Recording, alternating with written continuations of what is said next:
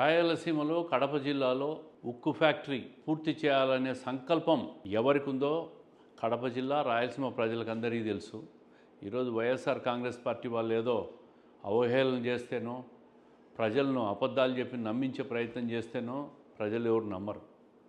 నేను ఒకటే అడుగుతా ఉండా, 2007లో అప్పటి రాజశేఖర రెడ్డి గారు భూమి పూజ చేస్తే వాళ్ళు అధికారంలో ఉన్నారు, వాళ్ళు పూర్తి చేయలేదు.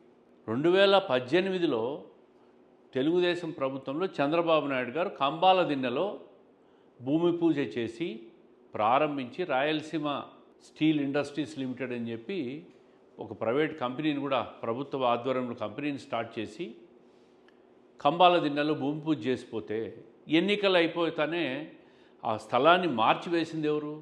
జగన్మోహన్ రెడ్డి గారి ప్రభుత్వం. మరి స్థలాన్ని మార్చావు, కన్యాతీర్థం దగ్గర స్థలాన్ని మార్చావు, ఓకే. మార్చిన స్థలంలో 3 సార్లు భూమి పూజ చేసింది ఎవరు? జగన్మోహన్ రెడ్డి గారు. ఈరోజు చంద్రబాబు నాయుడు గారు చేసిన దాంట్లోకే పూజలు చేశారని మాట్లాడుతున్నారే. మీకు 5 సంవత్సరాల టైంలో మీరు భూమి పూజ 3 సార్లు చేసి దాన్ని పూర్తి చేశారా అని చెప్పి నేను సూటిగా అడుగుతా ఉన్నా.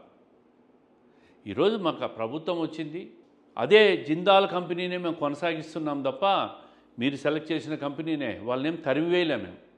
అదేవిధంగా కన్యాతీర్థంలో ఎక్కడైతే స్థలాన్ని మీరు డిసైడ్ చేస్తారో అదే స్థలంలో మళ్ళీ మేము భూమి పూజ చేసి ప్రారంభిస్తున్నాం 3వ తేదీ ముఖ్యమంత్రి గారి చేతులతో. స్థలాలు మార్చాలా, మీలాగా కంపెనీలు మార్చాలా, పూజలు 3 సార్లు 6 సార్లు మేము చేయలే.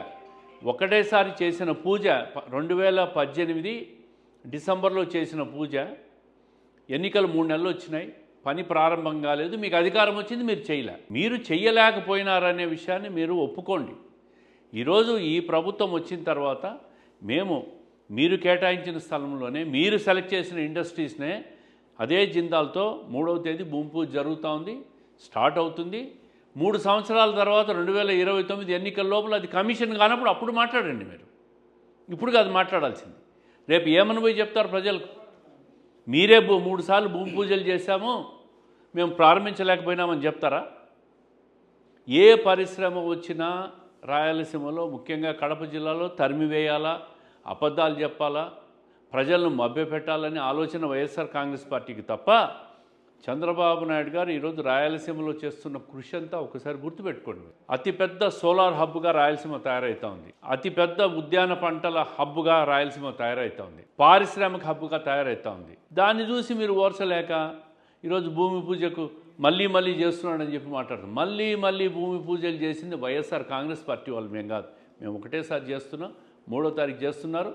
ఇది రాబోయే 2 సంవత్సరాల్లో పూర్తయి ఈ స్టీల్ ఫ్యాక్టరీ కమిషన్ అయి ప్రొడక్షన్ లేకి ఖచ్చితంగా ఈ ప్రభుత్వంలోనే వస్తుందని చెప్పి మేము గంటాపటంగా చెప్తున్నాం.